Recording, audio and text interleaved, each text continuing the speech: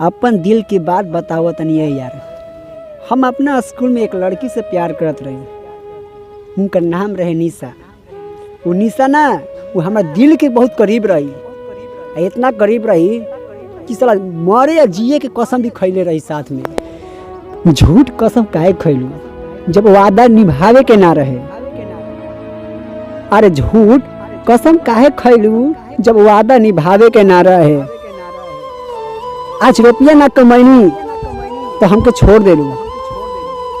हाँ, कोई तरह के रुपया वाला मिल गई तो हमके छोड़ के चल गेलू। वाह रे प्यार। प्यार धन और दौलत देख कर ना होला कबो।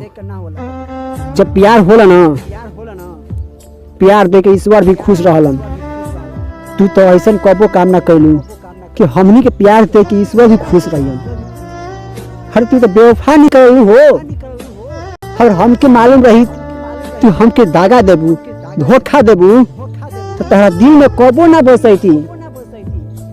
और तू तो हमार विश्वास खो देलू। जा बेवफा जा, लौट के मत ये कबो। जब जखम देले बारू हमरा दिल में वो जिंदगी भर याद रही। जा बेवफा।